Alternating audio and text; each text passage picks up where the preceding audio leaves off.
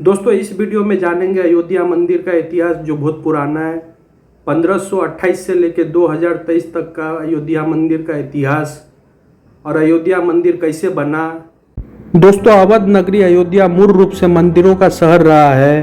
कहा जाता है कि अयोध्या नगरी को भगवान श्री राम के पूर्वज विवस्वान सूर्यपुत्र वैवस्वत मनु द्वारा बसाया गया था। इसलिए अयोध्या नगरी में सूर्यवंशी राजाओं का राज महाभारत काल तक रहा है।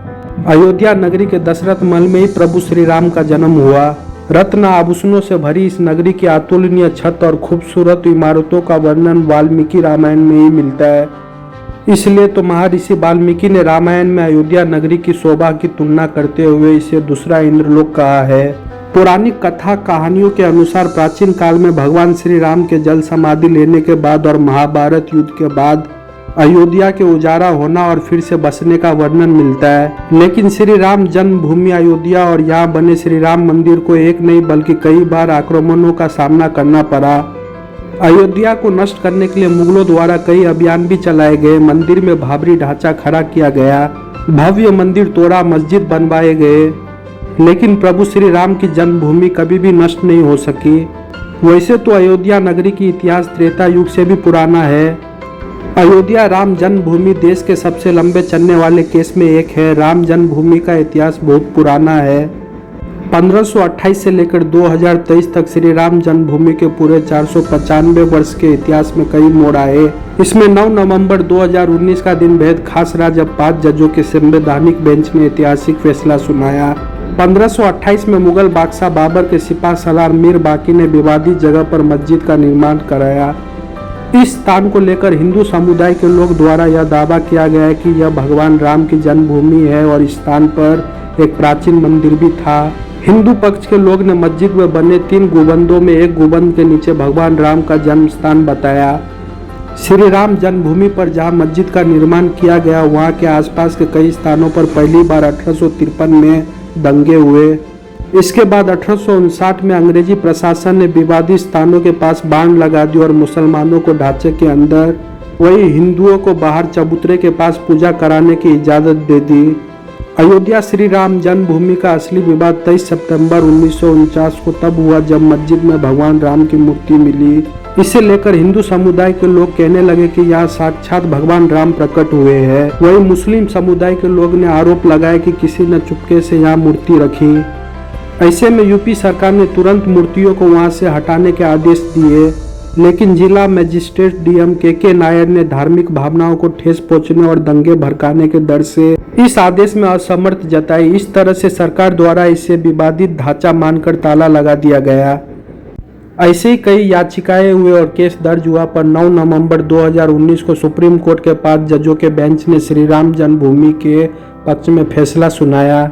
वही 2.77 एकड़ विवादित भूमि हिंदू पक्ष को मिली और मस्जिद के लिए अलग से 5 एकड़ जमीन मुस्लिम पक्ष को मुहैया कराने का आदेश दिया गया। 25 मार्च 2020 को पूरे 28 साल बाद रामलला टेंट से निकलकर फाइबर मंदिर में शिफ्ट हुए और इसके बाद 5 अगस्त को भूमि पूजन किया गया। मंदिर से कुछ दूरी पर जमीन में टाइम कैप्सूल दबाया गया जिससे कि अगर सालों बाद मंदिर के बारे में कुछ जानकारी लेनी हो तो ली जा सकती है। मंदिरों को उन ईंटों से बनाया गया जिनके ऊपर श्री राम अंकित है।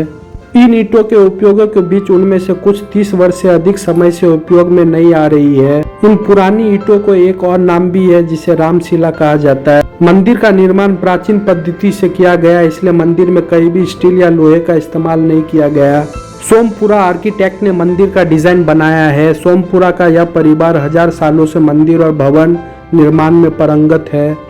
कर्नाटक के अंजनी नामक पहाड़ी जहां पर भगवान हनुमान का जन्म स्थान बताया गया है, वहां से पत्थर लाकर मंदिर निर्माण में सहयोग किया गया। 2500 से अधिक स्थानों से मिट्टी एकत्रित करके मंदिर में लाई गई। देश के अलग अलग नदियों का पानी भी इस्तेमाल किया गया और कुछ स्वच्छ कुंडों का पानी भी इस्तेमाल किया गया। भारत से लोगों ने मंदिर निर्माण में सहयोग किया और पूरे भारत से सोने और चांदी की ईंट मंदिर निर्माण के लिए लाई गई। भगवान राम के अलावा भी कई देवी देवताओं की मूर्ति मंदिर में स्थापित की गई। एक बार में सिर्फ मंदिर भवन में 10,000 से अधिक श्रद्धालु समाहित होकर रामलला के दर्शन कर पाएंगे। राम मंदिर 2 मंजिला बना जिसकी ऊंचाई 128 फीट, लंबाई 259 फीट और चौड़ाई 140 फीट है। मंदिर के भूतल पर आसपास के डिजाइन में भगवान राम की कहानी, उनके जन्म और उनके बचपन को दर्शाया गया। राम मंदिर पूरी तरह से पत्थरों से बनाया गया। मंदिर के निर्माण में स्टील या लोहे का उपयोग नहीं किया गया। यहाँ तक कि निर्माण परियोजना के पर्यवेक्षक अन्नू भाई सोमपुरा ने घोषणा की कि लोहे के बजाय तांबा, सफेद सीमेंट और लकड़ी जैसे अन्य तत्वों का उपयोग किया गया। भूकंप के लिहाज से उत्तर प्रदेश संवेदनशील जोन 4 में आता है, मगर अयोध्या समेत अवध का यह हिस्सा जोन 3 में है। बाकी हिस्सा की उपेक्षा खतरा या कुछ कम है। इसलिए राम मंदिर को रिएक्टर स्केल मापन पर 8 से 10 तक का भूकंप सहने लायक बनाया गया। अयोध्या राम मंदिर के निर्माण के बारे में सबसे दिलचस्प तथ्य में से एक नींव का लेआउट है, जिसे 2587 क्षेत्र से आई पवित्र मिट्टी का उपयोग करके बनाया गया है, जैसे कि झांसी, बिटोरी, यमुनोत्री, हल्दी घाटी, चित्तौड़गढ़, शिवाजी का किला, स्वर्ण मंदिर और कई अन्य पवित्र स्थान इसकी नींव में योगदान करते हैं। राम मंदिर अपने डिजाइन संरचना के अनुसार भारत का सबसे बड़ा मंदिर होने जा रहा है। मंदिर को डिजाइन करने वाले सोमपुरा परिवार ने यह भी चर्चा की थी कि यह डिजाइन 30 साल पहले चंद्रकांत सोमपुरा के बेटे आशीष सोमपुरा ने बनाया था। अगर यह वीडियो आपको अच्छा लगे तो वीडियो को लाइक कीजिए, शेयर कीजिए और चैनल को सब्सक्राइब कीजिए।